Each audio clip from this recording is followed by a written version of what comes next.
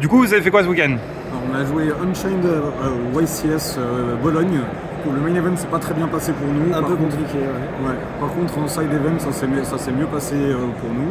On a Rémi qui a gagné du coup une Giant Card.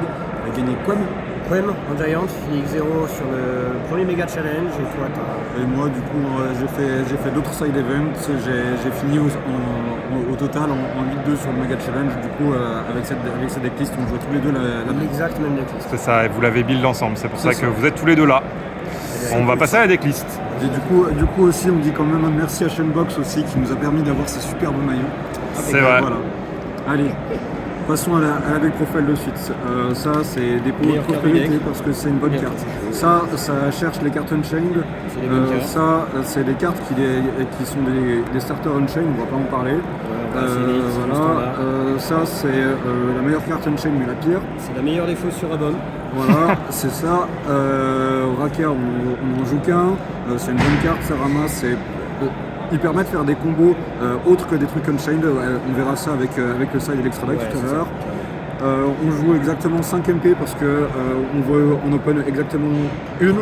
On veut pas en open 2, mais on veut pas en open 0. C'est ce qui nous donne le maximum de chances en open exactement une. Et l'avantage d'avoir cut une des escapes pour la dernière, c'est que ça donne la possibilité dans certaines games d'aller chercher les 3 SP des 3 MP qui peuvent parfois être assez utiles. Ouais, c'est ça. Et puis on veut pas trop en open. Tour Guide, le seul one card starter, on a besoin de Relo pour ça. Il y en a qui ont cut les contracts, mais c'est trop fort. C'est insane. Ouais, vraiment c'est trop fort. Il n'y a pas grand chose à dire dessus, c'est du follow-up qu'on cherche sur César. Ça permet de gagner au time. Et du coup c'est aussi une des raisons pour lesquelles on joue 2 César. Parce qu'il y a certains combos au time où tu peux gagner 1000 et avoir quand même, en ayant plutôt le contrat et refaire un César avant de pour les questions de consistance, DDD c'est vraiment la seule vraie brique du deck. Tout le reste, ça change un peu. Ça change les lines, mais sinon tout le reste ça joue quand même. Même Shiyama, il y a certaines lignes, surtout en Go second, en fait Shiyama, si tu peux jouer en Go second, c'est une bonne carte à open. Et ensuite pour les free spots on a choisi de jouer des on-trap et du coup 5 imperm, des H et des D. L'idée c'est d'en ouvrir 2, c'est d'éviter de se faire FTK par race, par race. Éviter de se faire rester FTK par race, partir, par Mikanko, par beaucoup de decks du format qui sont finalement très forts en défense. Ça c'est les cartes Unchained, il n'y a rien à dire dessus. Voilà, des très bonnes cartes. Les 2 César, on en joue 2 parce que ça comme up. Ou pour aller tuto un contrat et faire gagner au time, parce que grâce à lui et grâce à Vice King, Zeus, moi je l'ai jamais sorti. Moi je l'ai sorti une fois, Zeus. Mais vraiment une fois en game bizarre, mais vraiment quand tu le sors, ça te sauve lui je l'ai sorti assez souvent. Alors que moi, lui je l'ai jamais sorti.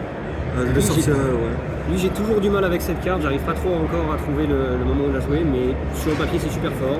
Presque, Et ça peut sauver les games. Je l'ai sorti 4 fois, il m'a fait gagner 3 fois sur les 4 fois où je l'ai sorti. Ça c'est pour des combos Go First. Ouais. Ça c'est une bonne carte pour l'engine. C'est la meilleure carte engine ça. Ça c'est la meilleure carte engine, ouais. Ça c'est littéralement la meilleure carte engine. Quand tu la sors très rarement. Moi je l'ai sorti 2 fois, mais à chaque fois que tu la sors c'est fantastique. Ouais. Et Goddess c'est pour pouvoir la menacer contre Curly, parce que si t'as pas Goddess tu peux pas menacer Goddess. Exactement. Je crois que le side deck est un petit peu spicy. Il y a des choses à expliquer. Un peu plus bizarre, je pense qu'on peut commencer par le classique. C'est ça. 3 druides, c'est pour le miroir, c'est pour tir, c'est pour les match-ups qui prennent l'abyssal. 3 drôles parce que c'est très fort. L'avantage de Droll, c'est qu'il justifie aussi Druis contre tir. En fait, les deux sont redondants, tapent super fort le deck. Ouais. T'as pas forcément besoin d'aller jusqu'à Shifter ou des trucs comme ça. Et les cartes en sont meilleures.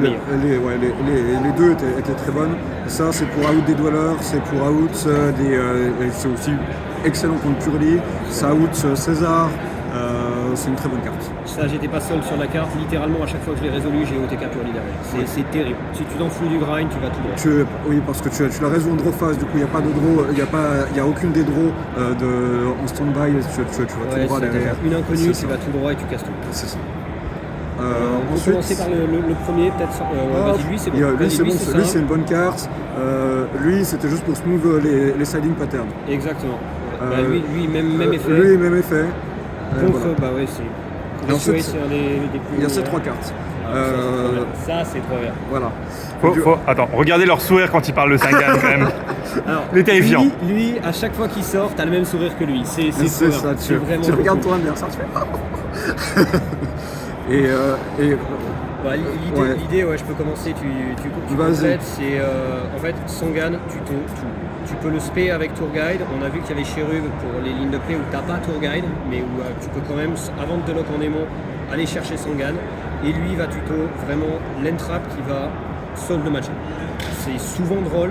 Ça peut être H si t'es contre un branded, j'en ai pas tapé. moi, très souvent sur Sangan aussi, j'ai cherché Spooky parce qu'il y a certains, il y a certains match-ups où si tu commences à la game 3, qui reste entre 10 et 15 minutes de time, tu ne peux pas gagner la partie parce que tu vas la perdre au time quoi qu'il arrive si tu n'as pas Spooky.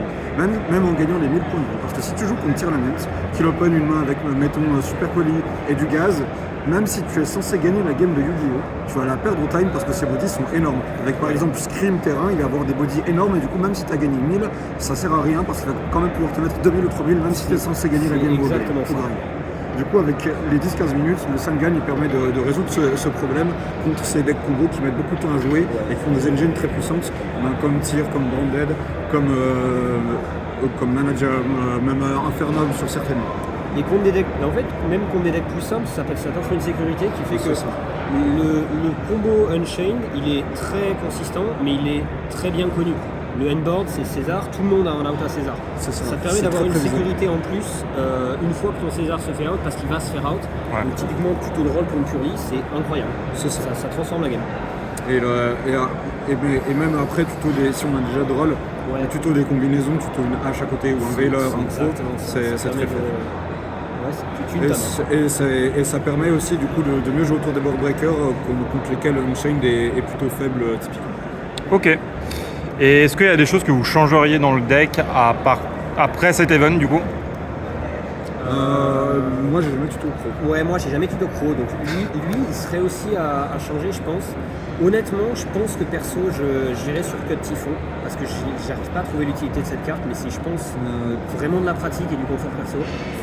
C'est à force de jouer avec la carte que tu la trouves forte aussi. Ouais, et du coup si tu la sors pas. Jamais, mais... En fait, il y a des games aussi où je vois que mon adversaire, je lis dans ses yeux qu'il attend de me Nibiru. Ouais, d'accord. Et du coup, quand je lis dans ses yeux qu'il attend de me Nibiru, je mets de quoi tuer avec plus ou moins un body. À ce moment-là, il se dit bah, c'est bon, je suis pas encore mort. Je mets le Typhon. Puis là, il regarde son Nibiru et souvent je vois sa tête. Et là, il sait qu'il a perdu. Il sait qu'il a perdu. Tu déclares effet Typhon, t'enlèves le dernier body, tu passes en battle et tu le tues. Ouais, c'est peut-être ça. Faudrait que j'essaye un peu plus. On lit le bonheur dans ses yeux là. Ouais, non, mais c'est ça. Mais. Ouais. Parce que, oui, du coup, en fait, les adversaires contre Unchained, ils pensent à César qui va les empêcher de Nib, ouais, c'est ça. mais ils pensent pas à Typhon. Et du coup, un Typhon qui est fait sur une bombe, et ben en fait, tu gères un body de plus et ton adversaire peut plus tenir. Trop cool. Voilà. Mais sinon, ouais, c'est super bien. Bah, en tout cas, félicitations pour la Giant Card et pour le résultat. Même si bon, là, on aurait souhaité mieux en main event, mais ça a été un main event compliqué pour tout le monde. J'ai l'impression, à part Joshua Schmidt visiblement. Mais bon. Oui, mais sinon le deck était très cool. Je vous invite à essayer la liste. C'est un plaisir. Peut-être remplacer le trop par une carte. Ouais, essayer de voir ça. Mais vraiment, sinon tout le reste était très bien. Je changerai aucune autre carte. Trop cool. Et si vous voulez voir le combo Cherubini, vous pouvez en voir certaines versions sur la liste, sur la chaîne de Jesse Cotton. Ouais. C'est à lui qu'on a volé l'idée.